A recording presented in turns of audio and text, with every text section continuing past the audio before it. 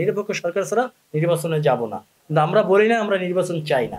থানাতে মামলার দরকার নাই, ধরে নিয়ে যায় মামলা গঠিত করে দিত। এই জন্য আমরা ৩-৪ দিন আগে থেকে এলাকায় বাসায় থাকতে পারি না। মানে এক কথা বলা যায় যে আমাদের বাক স্বাধীনতা ছিল না।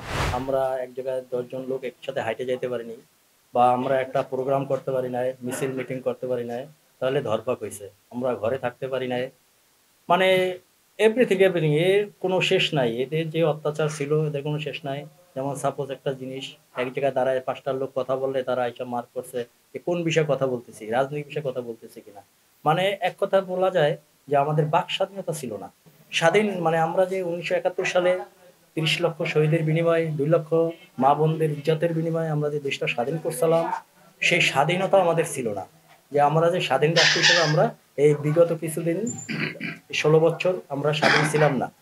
তা আমরা পূর্ণ স্বাধীন হয়েছি ইনশাআল্লাহ ৫ই আগস্ট আমরা পূর্ণ স্বাধীন হয়েছি। এজন্য আমরা এখন গর্বিত যে আমরা এখন একটা স্বাধীন দেশের পূর্ণাঙ্গ বাসিন্দা। ঢাকাতে জাতীয় সমাবেশ ডাক দিলে মনে করেন আজকে পার্টি অফিসের সামনে একটা সমাবেশ ডাক দিছে, আমরা তার ৩ দিন আগে থেকে ঘরছাড়া ছিলাম। কারণ ওই টাইমে আমাদের ধরপকড়টা বেশি হইতো। ওই টাইমে আমাদের মনে করেন অ্যারেস্ট, থানাতে মামলার দরকার নাই, ধরে নিয়ে যায় মামলা গঠিত করে দিত। এই জন্য আমরা ৩-৪ দিন আগে থেকে এলাকায় বাসায় থাকতে পারি না। আমরা মাঠে ঘাটে রইছি, আমরা এলাকা ছাড়া অন্য এলাকায় যাই রইছি, আমরা রিক্সার গ্যারেজে যাই ঘুমাইছি, আমরা নদীর ওপারে ট্রলারে ঘুরছি সারা রাত্র, সকালে আমরা প্রোগ্রামে অ্যাটেন্ড হইছি। এইভাবে কষ্ট করে চলছি। এ কথাটা যে বলে সে হয়তো এদেশে ছিল না বা এদেশের নাগরিক না। কারণ বিএনপি আজকে ১৭টা বছর ধরে মাঠে এবং রাজনীতির রাজপথে, এটা সবাই জানে, দলমত নির্বিশেষে সবাই জানে।